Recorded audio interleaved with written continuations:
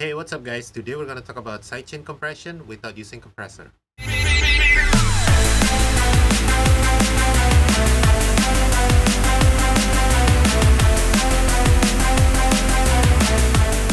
Hey, what's up guys? My name is Lawrence Phillip, aka DJ Random, and today's segment is going to be about a quick tip that you can do in Ableton Live. So let's take a look at this particular situation where like I have a beat and I have a bass line, which is basically just a sustain one note. And if we play it, it's going to sound like this, right? So that sounds a bit dull and lifeless. So normally we want to have a little bit of a pumping going on that bass line. And usually what we will do is actually we're gonna go and drag our compressor, and then we're gonna go open here, turn on sidechain, put the sidechain and sidechain it to the drums, and then I'm gonna set this ratio to maybe 8 to make it pump aggressively and like fairly fast attack, and then like this, and then let's see how that goes, right?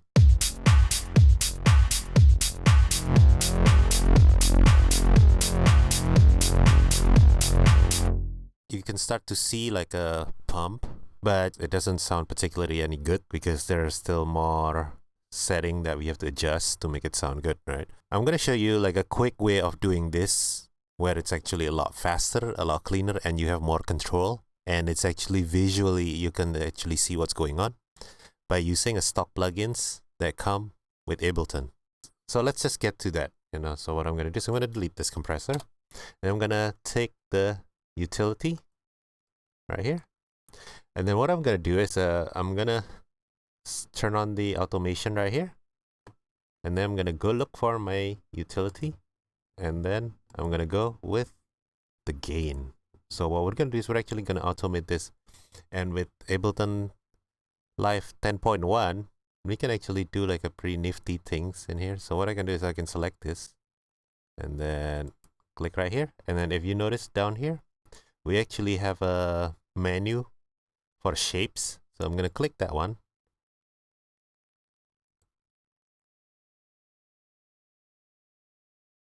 Now what I'm gonna do is I'm gonna hold down option and then click this to create a curve. And then what I'm gonna do is I'm gonna select this, and then I'm just gonna go with Command D to duplicate that shape. And now if I'm playing this track, you will start seeing that the gain is gonna be pumping. So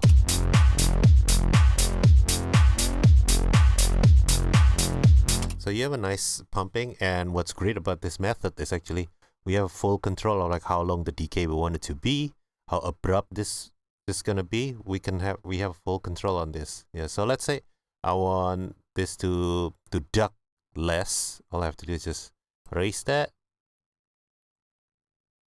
So let's say if I want this, because this is only get hit by a kick drum, while this one have a kick and a snare, so it has more impact, so it's just gonna push it a little bit more. So now we have that control.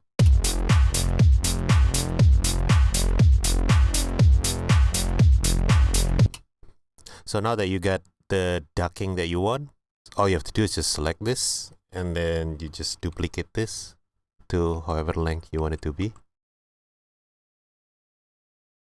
This particular I'm expanding it to 9 bar, and then if you want this to be more neat, and then you just select this, right click, and then you consolidate, and now we actually have 8 bars worth of a loop.